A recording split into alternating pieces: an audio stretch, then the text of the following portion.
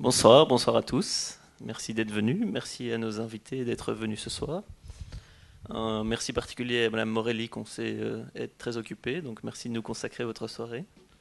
Donc ce soir, deuxième séance, point culture CVB. Donc le Centre vidéo de Bruxelles a un cinéaste en résidence en ce moment qui est Maxime Coton, qui a pour mission de produire deux objets filmiques. Nous suivons donc la naissance de ce premier objet filmique qui s'appelle désormais Soldat inconnu, qui a changé de titre. Maxime nous en dira quelques mots. Et donc on s'était déjà vu en novembre avec Thierry Claes, neuropsychologue, pour interroger la mémoire individuelle et comment... enfin on avait fait le tour de certaines questions autour de ce personnage d'un soldat de 14-18 qui se réveille et qui part à la recherche de supports de mémoire. Et ce soir, on se consacrera plutôt à l'angle collectif, à ce qu'on appelle l'histoire avec un grand H, et de voir comment se forge une mémoire collective, et on se permettra de mettre en doute ce concept même de mémoire collective.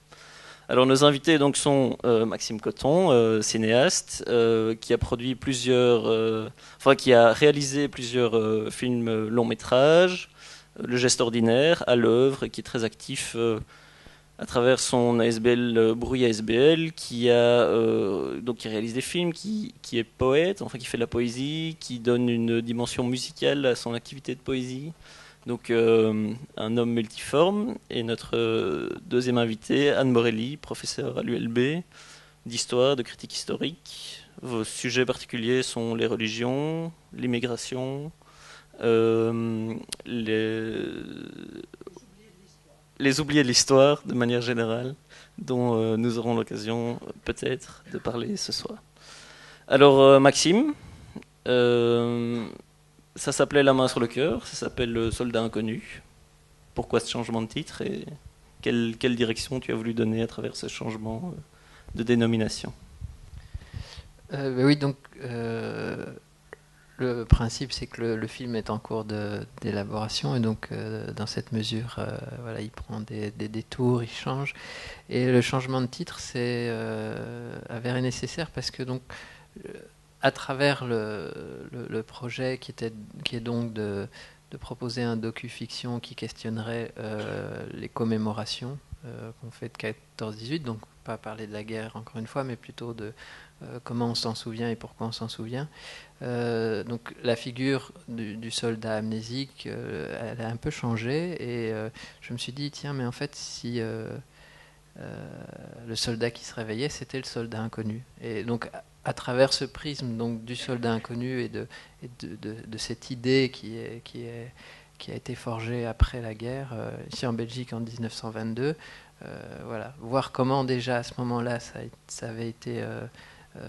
il y avait eu ce besoin de symboles, de symboliser tous ces gens et tout ça, et comment aujourd'hui ça survivait. Donc voilà, c'est pour ces raisons-là que le titre a changé.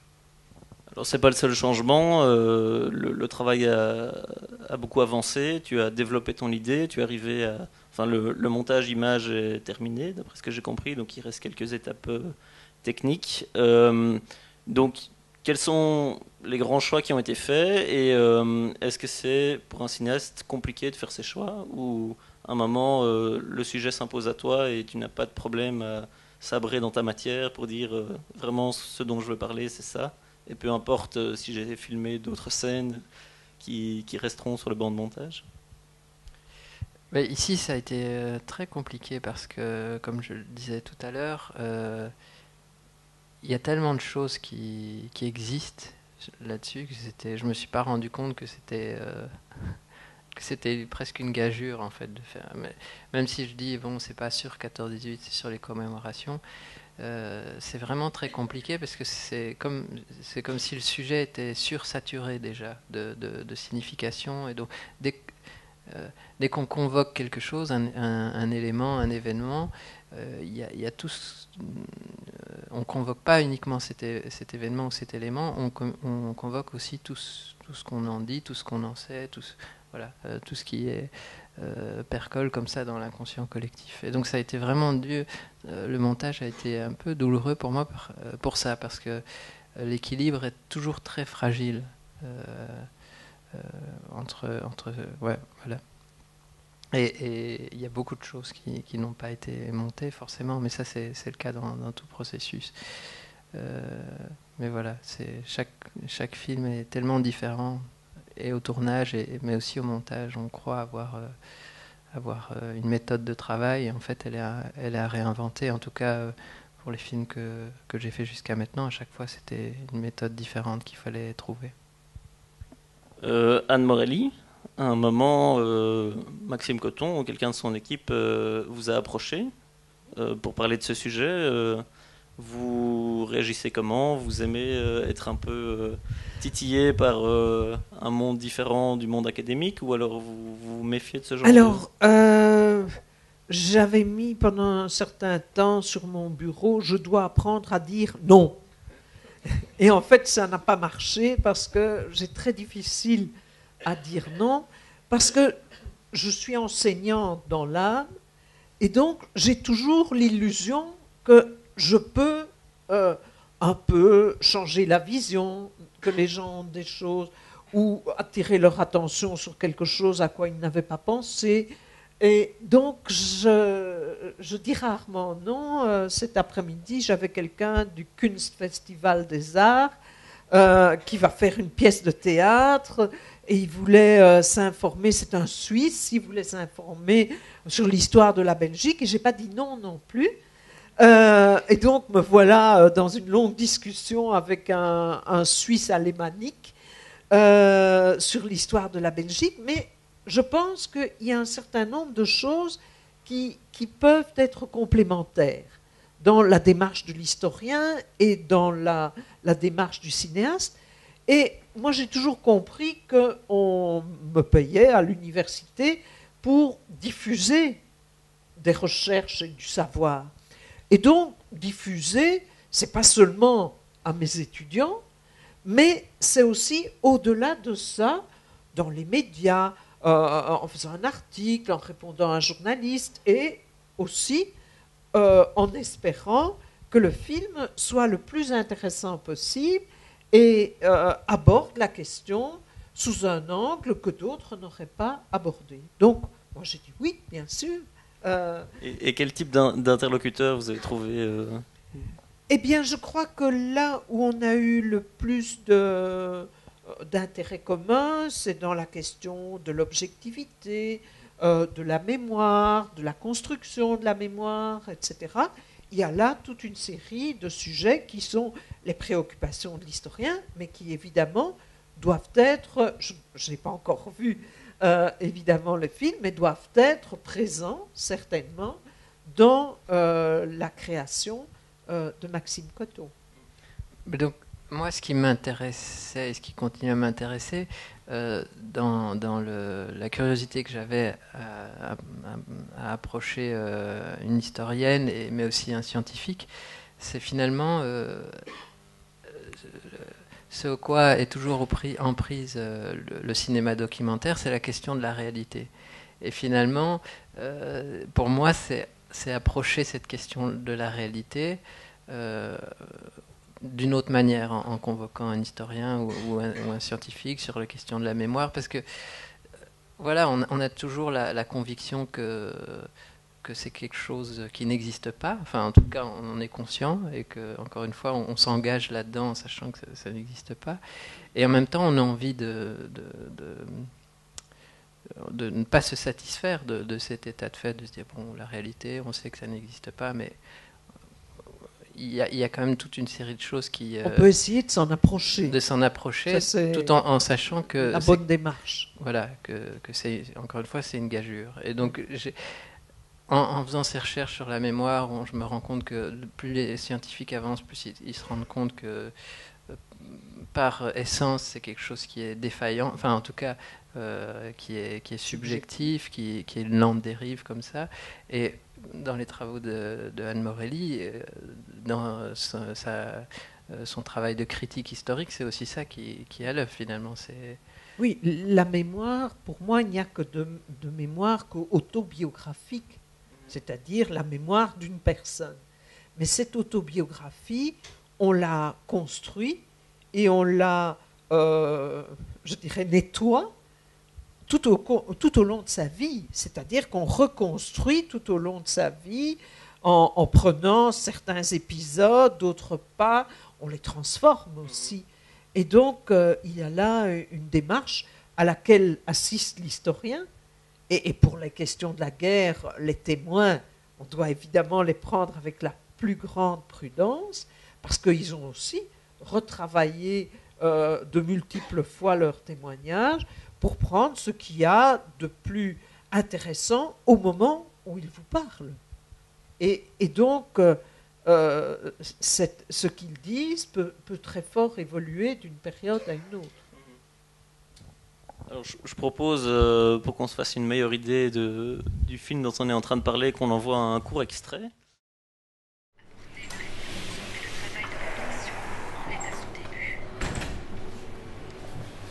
Bonjour.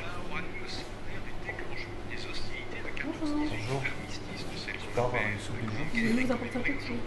Et c'est au lendemain de la Première Guerre mondiale qu'est née l'idée du soldat inconnu.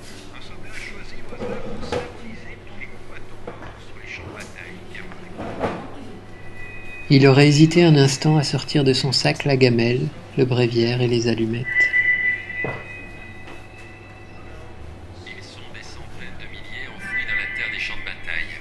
En 1920, pour leur rendre hommage, les Français et les Britanniques inventent un nouveau concept, le soldat inconnu. 2 ans plus tard, les Belges s'inspirent de leurs alliés. Le 11 novembre 1922, un cortège imposant traverse les rues de Bruxelles. Arrivé devant la colonne du Congrès, 8 grands mutilés de guerre portent sa dépouille.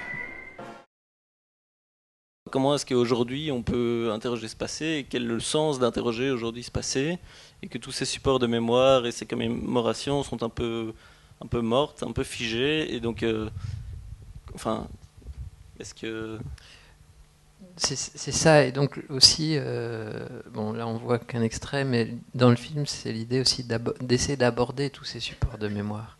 Donc là, la fin, le film muet qu'on voit, c'est un film d'Abel Gans, c'est un extrait d'un film d'Abel Gans qui date de 1919 et qui s'appelle J'accuse. Et voilà, et donc la fiction c'est ça aussi. Pour la petite histoire, enfin, de ce que j'ai lu, les soldats qui jouent aux soldats ont été prêtés entre guillemets à Abel Gans par la défense, par l'armée française, juste à la sortie de la guerre, voilà, parce qu'évidemment, bon, le film d'Abel Gans était un hymne pacifiste, mais l'armée française ne le savait pas et elle pensait que ça allait être un film, voilà, de propagande au sortir de la guerre pour redonner du courage aux populations. Et donc voilà, un petit mot sur l'extrait, mais voilà, au départ il y a les archives, les actualités. On voit ailleurs dans mon film, il y a évidemment des photos, des objets, voilà, il y a tous ces... Le personnage traverse tous ces supports de mémoire. Et donc la question qui devient centrale, c'est quel sens ça a aujourd'hui de commémorer ça? Est-ce que, enfin, on en discutait juste avant la séance. Alors, les commémorations d'aujourd'hui, elles nous donnent beaucoup plus d'informations sur le présent que sur le passé. C'est-à-dire, qu'est-ce qu'aujourd'hui on veut en faire? Alors, ça dépend fort de ceux qui commémorent. Vous avez d'une part l'Europe qui essaie de pousser son message en disant vous voyez toute cette boucherie inutile, elle ne serait pas arrivée s'il y avait déjà l'Europe unie, hein. On oublie un petit peu que la Yougoslavie, ça s'est passé il n'y a pas si longtemps, mais enfin.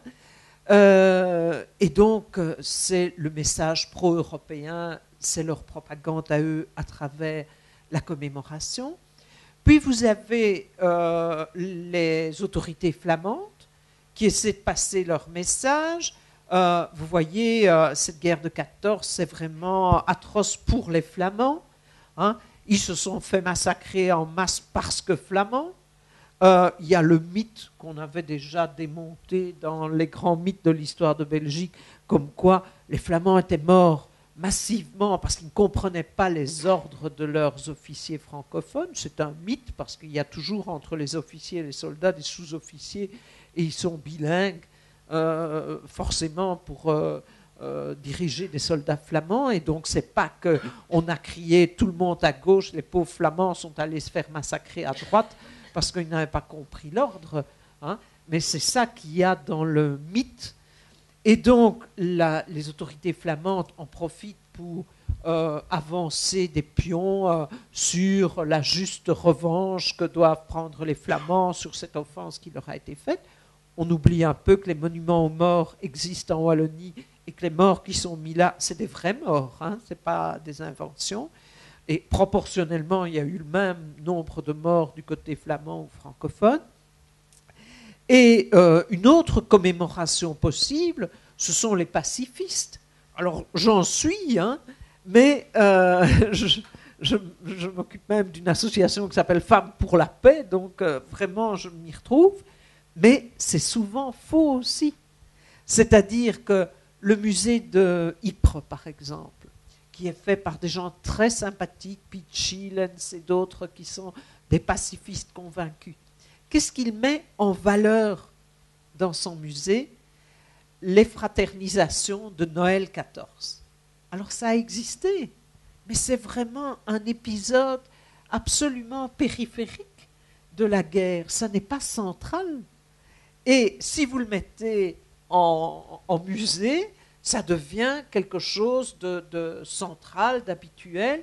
Et donc, ça véhicule l'idée que les pauvres gens ont été forcés de faire cette guerre et qu'ils ne voulaient pas la faire et qu'ils étaient tous pacifistes, etc.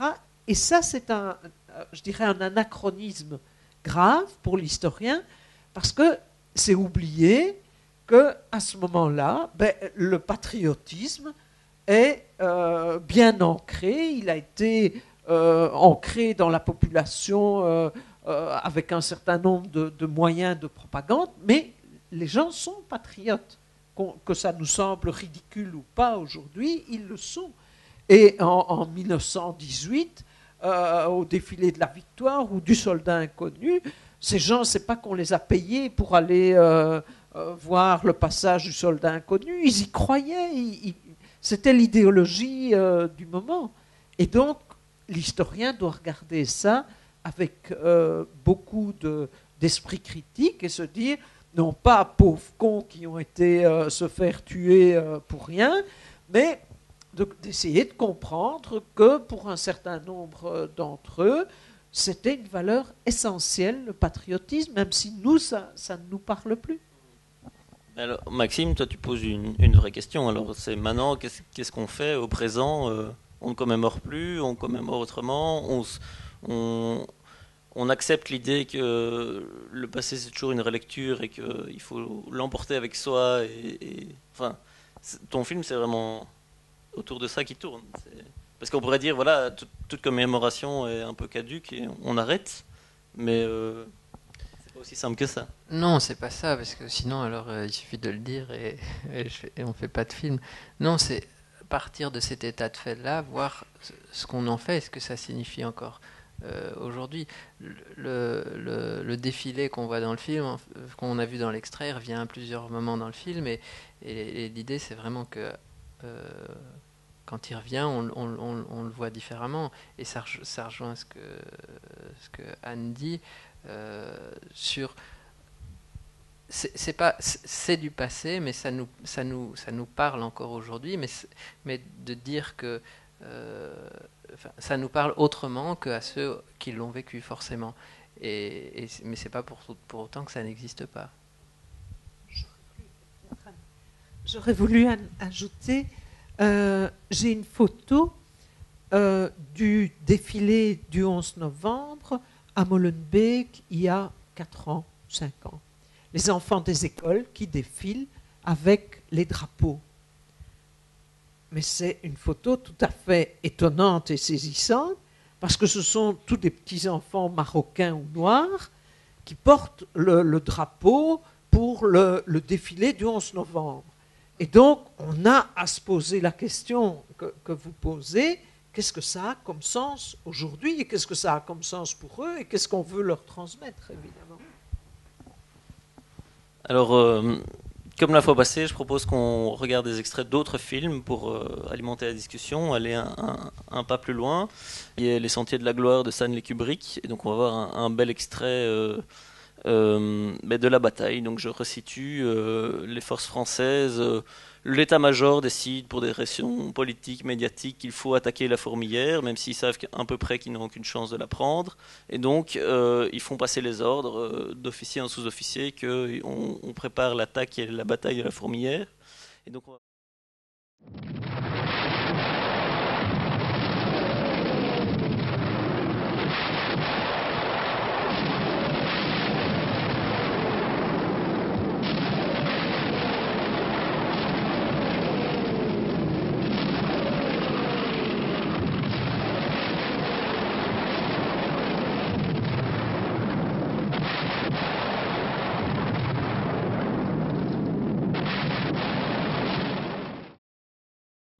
voilà, pour moi, c'est l'image que je me fais de la guerre 14-18, des tranchées, des barbelés, des officiers obtus qui envoient les soldats comme la chair à canon à l'assaut pour reprendre une position qui sont à peu près sûrs de ne pas reprendre ou de perdre 2 semaines plus tard. Est-ce que cette vision-là qu'on a de la guerre 14-18, est-ce qu'elle est fondée historiquement ou est-ce qu'il faut la nuancer?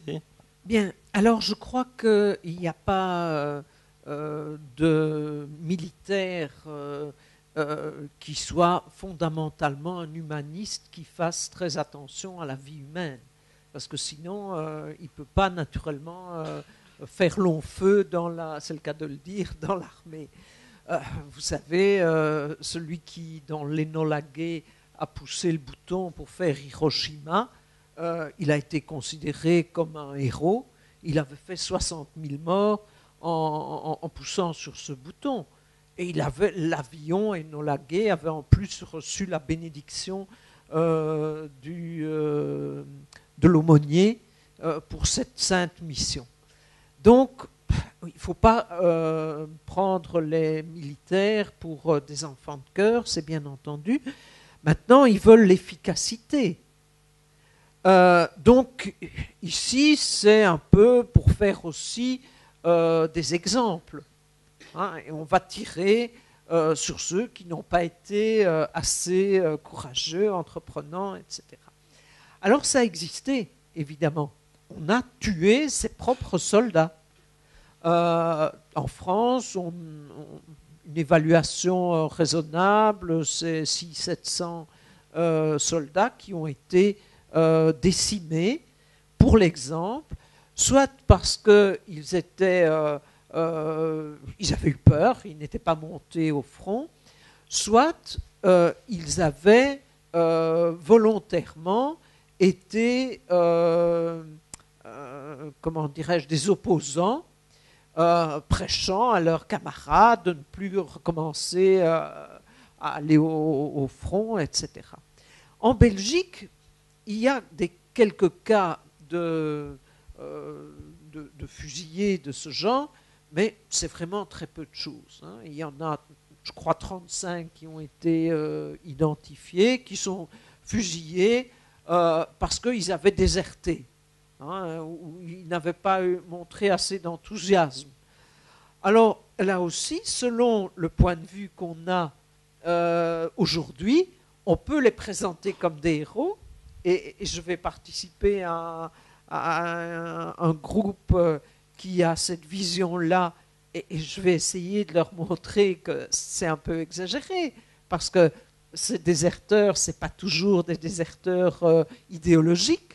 La plupart du temps, c'est un type qui a peur et qui court dans l'autre sens et qu'on va rattraper. Mais on ne peut pas vraiment lui en vouloir. Ah non, d'accord.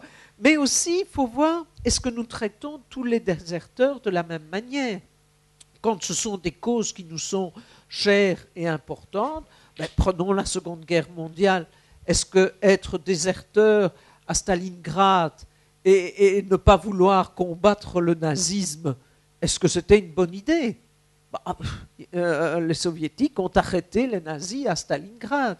Si tout le monde avait été déserteur à Stalingrad, eh bien les nazis continuaient jusqu'à l'Oural sans problème.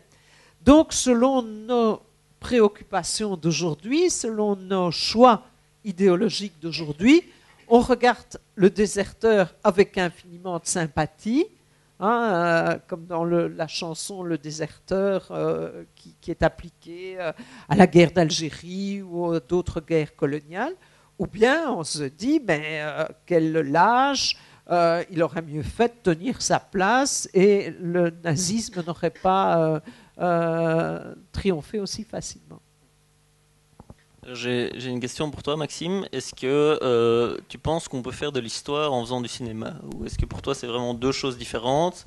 Et si Kubrick fait du cinéma, et toi, quand tu fais ton film, tu fais du cinéma, clairement, mais est-ce que tu as aussi l'envie de te frotter à l'histoire et de faire de l'histoire autrement que par le texte écrit? Et donc, est-ce que les images et les sons peuvent contribuer à l'histoire? Ou forcément, c'est une tromperie et il faut, enfin, c'est une vaste question. Hein, mais... Non, moi je ne veux pas faire de l'histoire. Je voudrais revenir à ce que je disais tout à l'heure, à la question de la réalité. C'est juste que on peut travailler sur les mêmes matériaux, mais les points de départ, les points de vue sont différents. Moi, j'aborde ça en tant que créateur, et donc je n'ai aucune visée autre que celle de proposer, ici en l'occurrence un film, qui amène à réfléchir, mais qui suscite des questions à travers les images et les sons que je peux mettre ensemble, de manière sensible, et pas de manière érudite ou à aucune visée informative ni exhaustive. Il y a toujours un message tout de même. Oui, il y a un message, mais... Dans le film de Stanley Kubrick, c'est évident. Oui, mais donc... Moi, le point de vue, plus que le message, le point de vue que j'essaye de défendre, c'est celui de la... Donc déjà confronter le souvenir et la mémoire, et de les dissocier comme deux choses différentes, et d'accepter et de revendiquer le souvenir. Vous avez parlé d'autobiographie, voilà, la dimension autobiographique du souvenir, et d'aborder la mémoire et plus largement l'histoire qui se construirait à partir de la mémoire collective avec beaucoup de prudence. Voilà, c'est ça le point de vue que j'ai envie de faire passer à travers ça. Voilà, mais j'ai aucune envie de faire de l'histoire ni quoi que ce soit, parce que si je fais des films, je pense que si on veut faire de l'histoire, on peut lire des livres, ou j'écrirai des livres. Et est-ce que l'histoire est forcément un texte écrit, ou est-ce qu'elle pourrait s'écrire avec du texte écrit? Elle n'est pas forcément, elle n'est pas forcément un texte écrit, mais toute histoire. Enfin, moi, je dis toujours aux étudiants que l'histoire, c'est les mensonges des vainqueurs. Et donc, la guerre de 14, nous avons le point de vue des vainqueurs. Hiroshima, nous avons le point de vue des vainqueurs qui nous disent que c'était indispensable de tuer ces 60 000 Japonais, encore 40 000 à Nagasaki. C'était une mesure nécessaire au point de vue sanitaire, je dirais. Bon, donc on a toujours le point de vue des vainqueurs.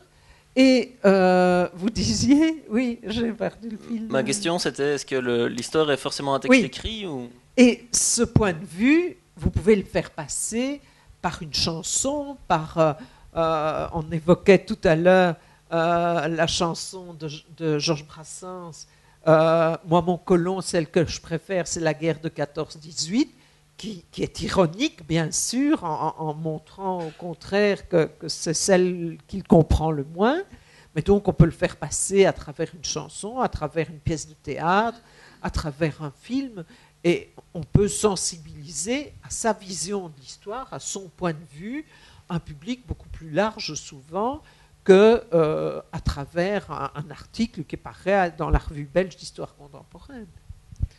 Oui, j'ai rien contre cette revue. Sauf que le statut qu'on prendra déterminera la manière dont ce qu'on produit sera considéré.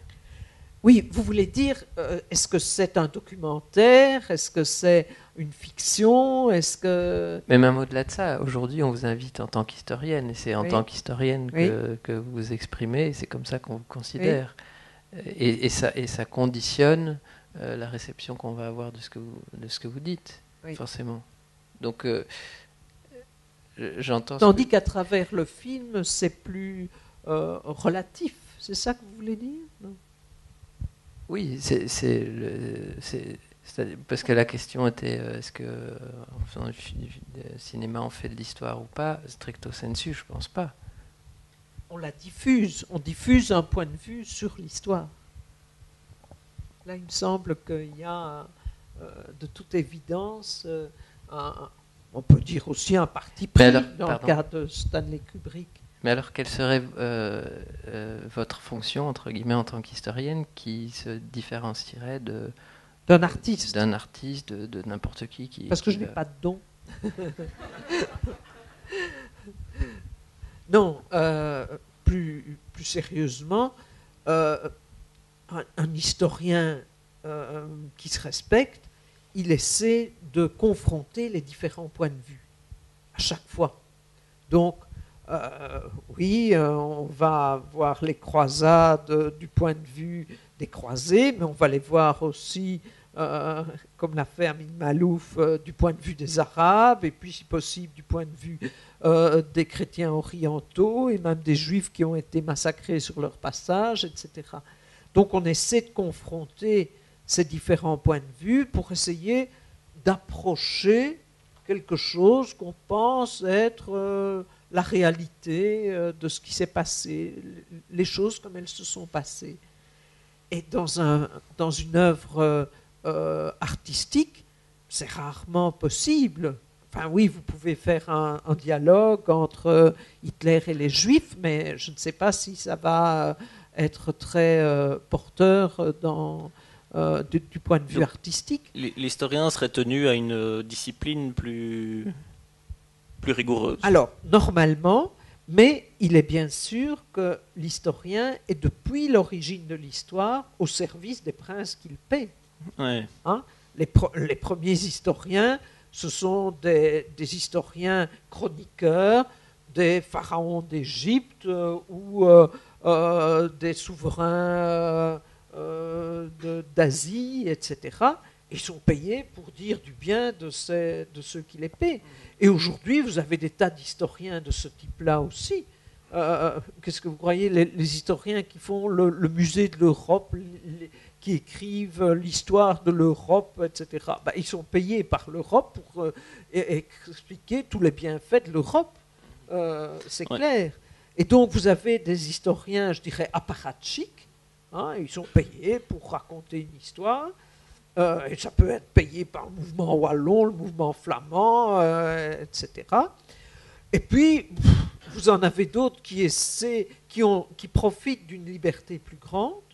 Hein, ça, c'est très important, parce que ce n'est pas donné à tout le monde de recevoir cette liberté-là, et qui peuvent confronter des points de vue différents et donner un point de vue global qui n'est pas forcément celui auquel on s'attend. Alors, Maxime, tu disais, il y a des artistes... Enfin, faire une œuvre, ce n'est pas faire de l'histoire, mais certains ont essayé d'accompagner un mouvement d'histoire. Et donc, on va passer à l'extrait suivant, qui est l'extrait d'un film de Chris Marker, Le tombeau d'Alexandre. Et donc, pour faire court, Chris Marker revient sur un cinéaste soviétique qui est Alexandre Medvedkin, et qui a essayé d'accompagner tous les changements historiques qu'il a connus dans sa vie.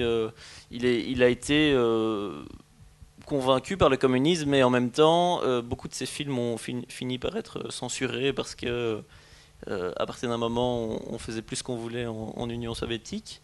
Et on va voir un extrait d'espèces d'espèces d'artistes qui essayent d'accompagner l'histoire avec beaucoup de conviction au départ.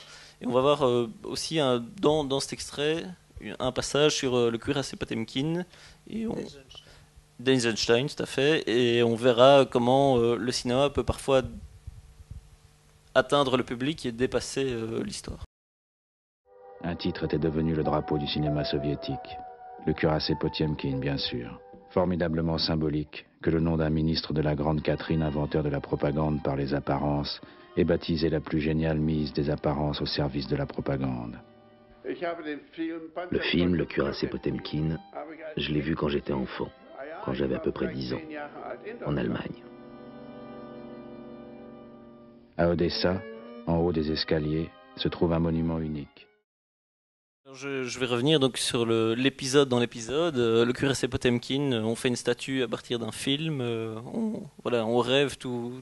Est-ce que le cinéma a cette faculté d'envahir tout l'imaginaire collectif et de supplanter l'histoire? Et est-ce que ça donne une responsabilité au cinéaste d'une part? Et est-ce que ça donne une espèce de combat continuel de l'historien d'essayer de combattre ces histoires de cinéma et de rétablir en tout cas une nuance historique?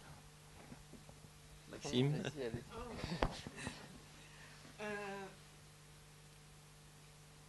Je crois effectivement que quand on reçoit par exemple à l'université des étudiants de 18 ans, la plupart de leurs connaissances historiques ne viennent pas des cours d'histoire, mais viennent de ce qu'ils ont vu à la télévision. Alors, c'est du cinéma ou ce sont des séries ou des émissions documentaires, etc. Mais c'est vrai que c'est une base importante et bien souvent, il faut commencer à partir de là pour déconstruire.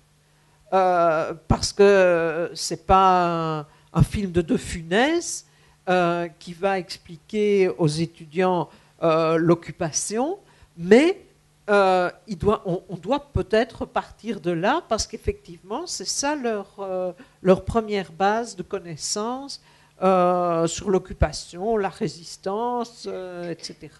Et donc, ce sont des fictions. Et moi, je crois que les fictions, elles sont très intéressantes pour l'historien à regarder au second degré, parce que la fiction, elle est porteuse aussi d'un point de vue. Et donc, lorsqu'on regarde une fiction sur la guerre, par exemple, eh bien, il est intéressant de voir comment le réalisateur a induit la sympathie pour tel ou tel camp. Ici, dans l'exemple du Potemkin, il y a évidemment la voiture d'enfant qui dévale l'escalier, qui nous remplit d'empathie ou d'horreur, et qui fait qu'on se positionne par rapport à cette fusillade. Maxime, est-ce que tu te sens investi d'une responsabilité quand tu réalises des films? Oui, certainement, mais ce que dit Chris Marker, ici, il parle de la naissance du cinéma. Enfin, oui, il parle de la naissance du cinéma. Je pense que le rôle du cinéaste maintenant est très différent. Parce que je pense que le cinéma, il est né avec fin du 19e, mais disons qu'à l'aurore du 20e siècle, et il a inventé aussi le 20e siècle. D'ailleurs, je pense qu'on le verra dans un des autres extraits qu'on verra, c'est-à-dire qu'à partir du moment où le cinéma apparaît, très vite, les vainqueurs ont conscience du formidable outil que ça va pouvoir être, et ils s'organisent en fonction de ça. Ils organisent. Disons que j'ai l'impression qu'avec le cinéma apparaît la notion que on va pouvoir laisser une trace et on va vraiment l'organiser. Et donc, si c'est l'extrait de l'héroïque cinématographe, je ne sais pas si c'est celui-là qu'on va voir, mais où on voit que, enfin, en tout cas, c'est ce que le film dit. Encore une fois, c'est à questionner, mais on voit que dès la guerre de 14-18, la caméra est mise à une place qui fait que tout l'événement va se dérouler autour de la caméra. Et qu'en tout cas, elle a un rôle vraiment très précis et prémédité. Et je pense que nous, actuellement, les cinéastes contemporains, c'est tout à fait différent, parce qu'on est dans une telle saturation d'images, il faut redonner du sens, mais de là à dire que c'est le cinéma qui va générer l'histoire, je pense qu'on est très loin de ça maintenant. Moi, je voulais ajouter pour la guerre de 14 et la question du cinéma, qu'en fait, on n'a pas d'image réelle de la guerre de 14, sauf quelques images d'une caméra fixe qui avait été mise sur une tranchée et où on voit les gens hachés, je dirais, par le feu. Mais c'est une très très courte séance. Tout le reste est en fait de la remise en scène, parfois peu de temps après, quelques semaines, quelques mois après la bataille, mais dans des studios, que ce soit à Berlin, par exemple, ou que ce soit sur le terrain, mais où on rejoue des scènes avec des gens qui ont les mêmes uniformes, qui sont sur le même terrain, etc. Donc, on n'a pas vraiment de documents sur ce moment-là, mais ce qu'on a aujourd'hui, c'est ce qui est joué pour la télévision ou pour la caméra. Et je pense à un débarquement en Somalie. Il y a eu un débarquement américain en Somalie. Et en fait, les Américains ne débarquaient pas, ils ne débarquaient pas. Et pourquoi ? Parce qu'ils attendaient que les équipes de télévision soient là pour filmer le débarquement. Sinon, ça ne sert à rien. Si vous débarquez et que personne ne l'a filmé, ça sert à quoi ? Et donc, on est là dans une vision assez différente, effectivement, aujourd'hui, mais où c'est central. Vous n'existez pas si ça n'a pas été fixé sur la pellicule. Alors, vous faites, enfin, dans l'extrait qui suit, on va voir donc quelques rares images de 14-18 et toute cette question des reconstitutions sur terrain de manœuvre. Juste avant ça, je sais que pour toi, Maxime, Chris Marker, ça reste une référence ou... Enfin, moi, dans ce là, je trouve ça déjà formidable comment il arrive à lier la naissance du cinéma, le communisme, l'art d'avant-garde des années 20, toutes ces choses-là. Est-ce que tu peux nous parler très courtement de ton rapport à Chris Marker ou... C'est un rapport d'émerveillement parce que là, rien que de voir 5 minutes, il y a tellement d'idées, il y a une densité... mais toujours un peu cabotine comme ça qui m'émerveille vraiment.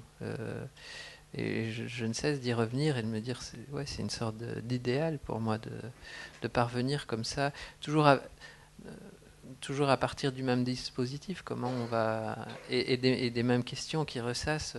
On avait montré un extrait de Sans Soleil la dernière fois, c'était plus clairement lié à la mémoire, mais là aussi c'est clairement ça qui est à l'œuvre, donc oui, voilà, je suis émerveillé simplement. Alors un extrait d'un film qui s'appelle L'héroïque cinématographe, et donc qui a essayé de... Voilà, ils ont essayé de repêcher toutes des images d'archives de 14-18 et ils ont construit un discours d'un opérateur allemand, vous entendrez quelqu'un s'exprimer avec un accent germanique, et un opérateur français, et comment cette guerre est filmée des deux camps, soit les rares images... réelles ou de l'arrière, et puis les images reconstituées. Ici, sur la Somme, alors que l'artillerie pilonne annonçant une bataille, nous sauvons des enfants français. Notre armée de barbares aide les civils à partir, à sauver leur vie.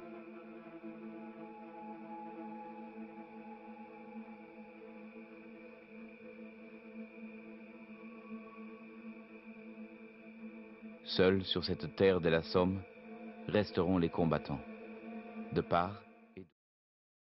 Par où on commence? La censure, la propagande ou le statut des images d'archives? Moi, la première séquence m'a beaucoup intéressée parce qu'en fait, ça colle très étroitement à un principe de propagande de guerre qui est les soldats ennemis sont des monstres, mais nous faisons la guerre avec un esprit chevaleresque et nous sommes aimés de la population civile. nous occupons, nous préoccupons de la population civile.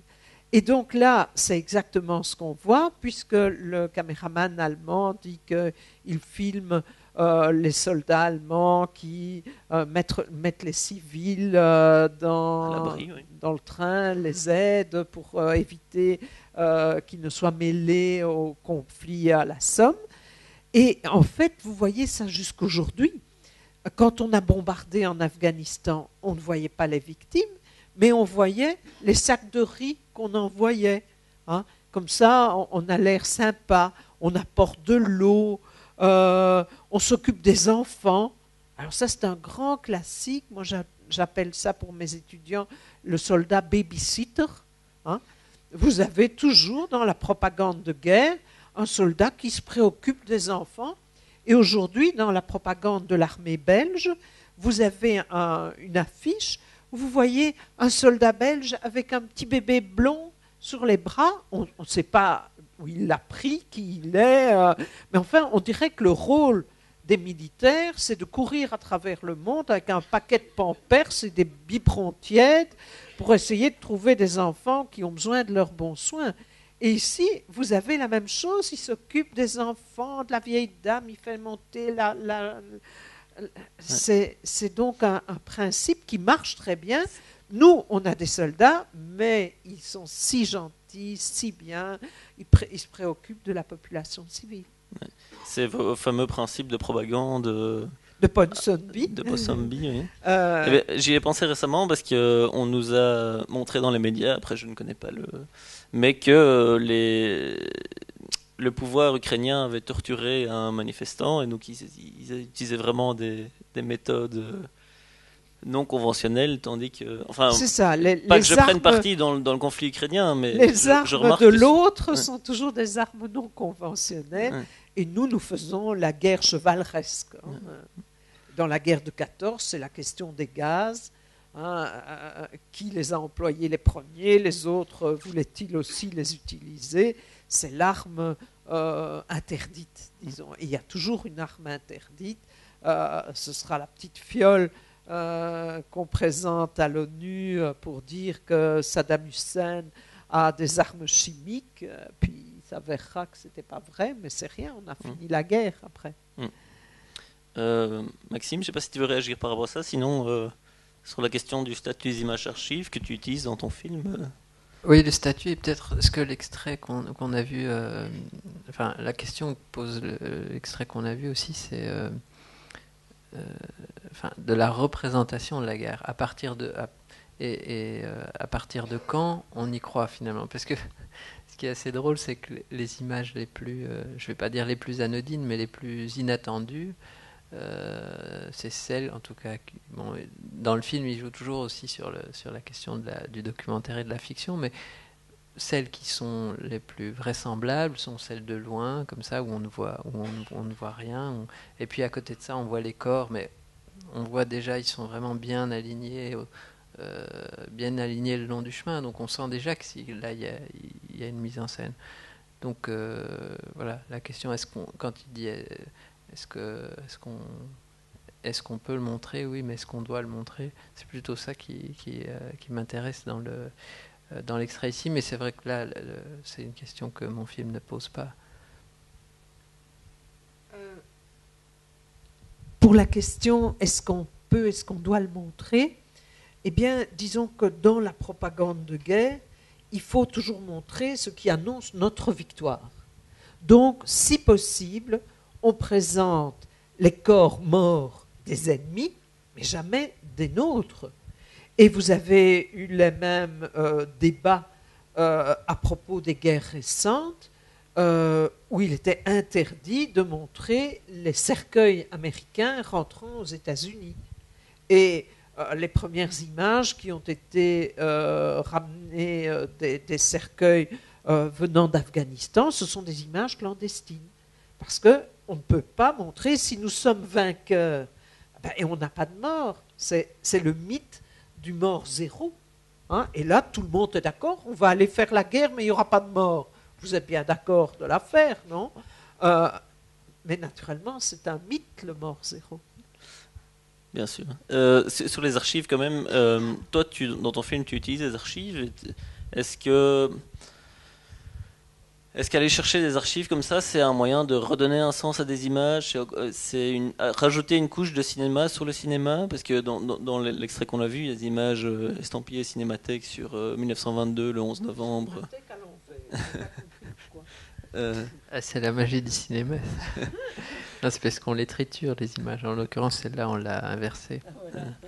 Il y a le film La Belle Gance. Donc, est-ce que pour toi, c'est s'emparer d'un matériau qui est déjà cinématographique et en faire autre chose? C'était plutôt dans le cadre du film, en tout cas, c'est comme un exemple de support de mémoire. Comme je l'ai dit, il y a les photos, les objets, tout ça. Voilà. Les musées. C'était pas tellement du cinéma dans le cinéma. Voilà. Non. On lance un dernier extrait ou peut-être. On va lancer un extrait qui s'appelle Eût-elle été criminel. On va terminer là-dessus, je vous rassure. C'est un court-métrage français de 2006, je pense, qui est une relecture cette fois de la Deuxième Guerre mondiale, mais qui parle bien de cette histoire l'histoire des vainqueurs et l'histoire des vaincus. Et donc, du point de vue cinématographique, des procédés cinématographiques, c'est aussi extrêmement intéressant, puisque on va passer très vite sur l'histoire qu'on connaît et on va s'attarder par des moyens cinématographiques sur ce qu'on veut moins bien connaître.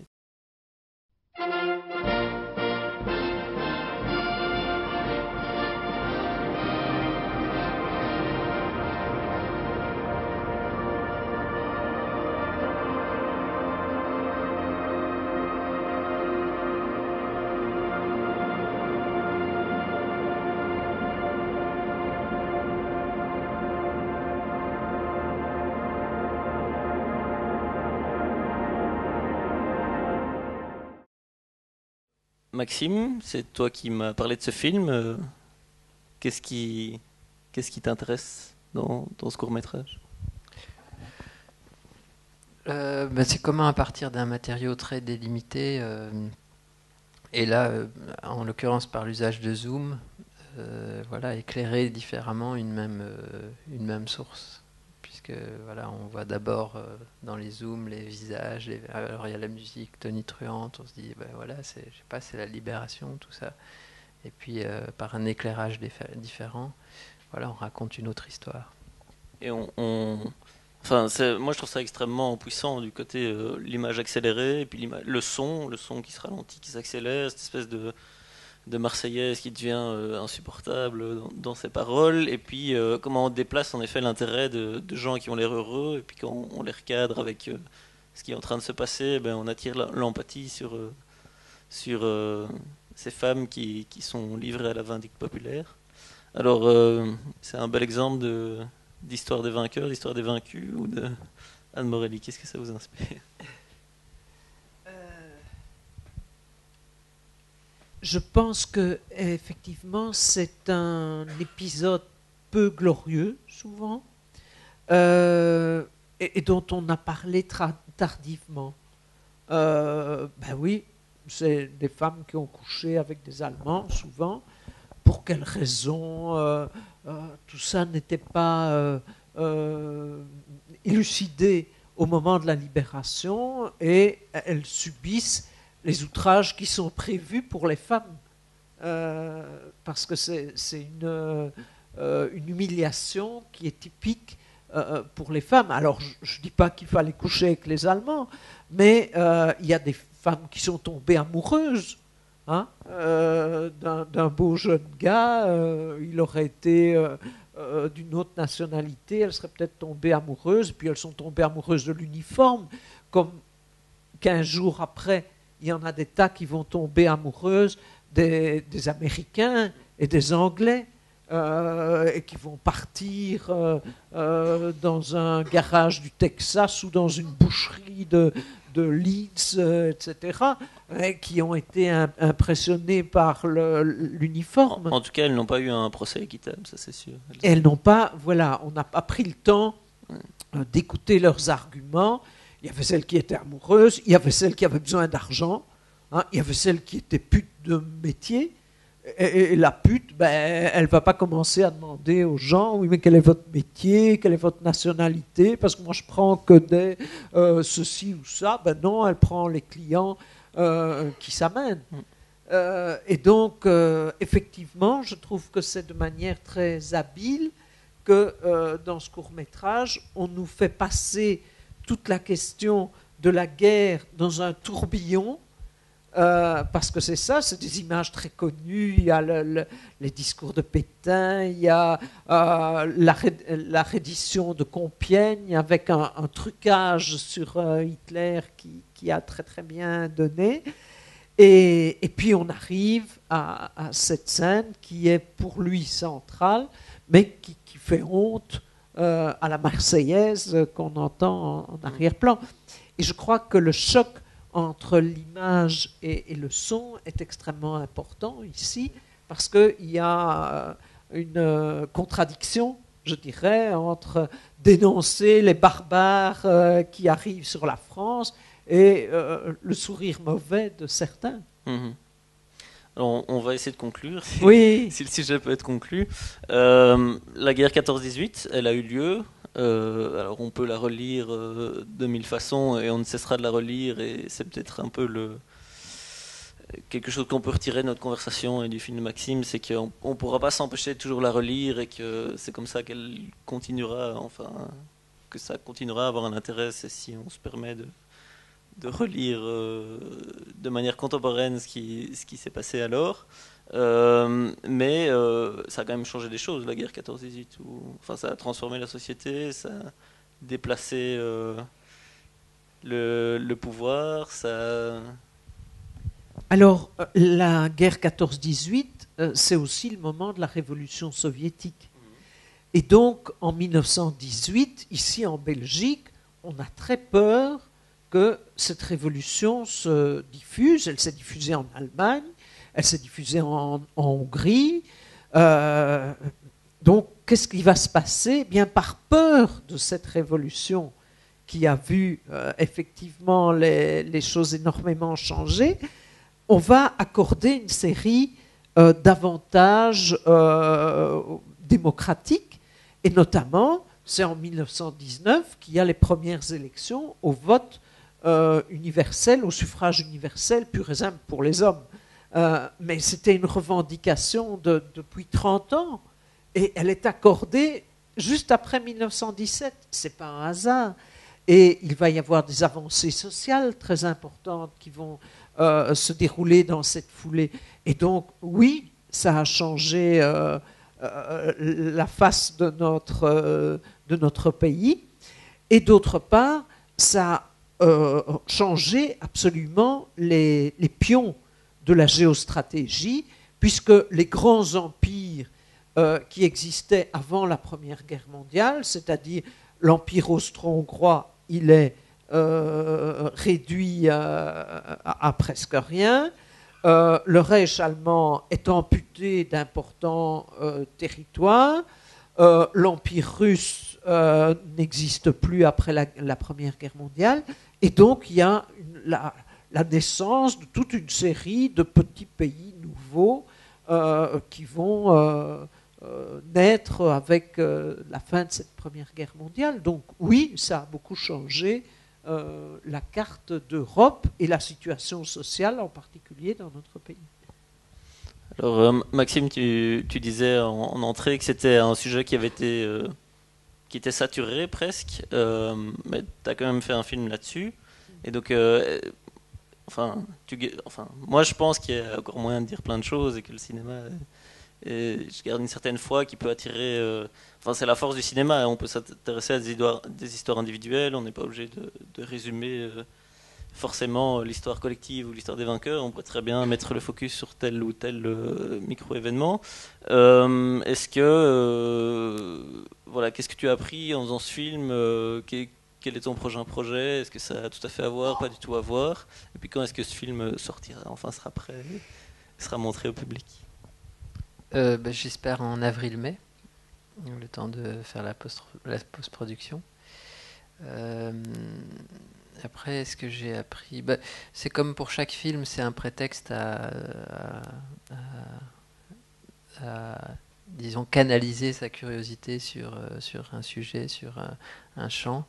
Et voilà, il y a plein de, ouais, voilà, j'ai appris plein de choses, oui. Mais comme pour chaque film, c'est vraiment voilà, un prétexte à aller voir dans une direction et essayer de la creuser et à essayer à chaque fois de l'aborder avec les moyens du cinéma. Donc c'est ça, quand je dis c'est sursaturé, c'est vraiment en termes de dispositif cinématographique. Qu'est-ce qu'on va apporter de neuf, mais aussi qu'est-ce qu'on va mettre en place et qu'est-ce que ça va convoquer dans l'imaginaire, dans la réflexion du spectateur. Voilà. Et c'est là qu'il y a une sorte d'entrave du fait de la saturation d'images qu'on connaît. Merci en tout cas, merci d'être venu, merci de cette conversation. Encore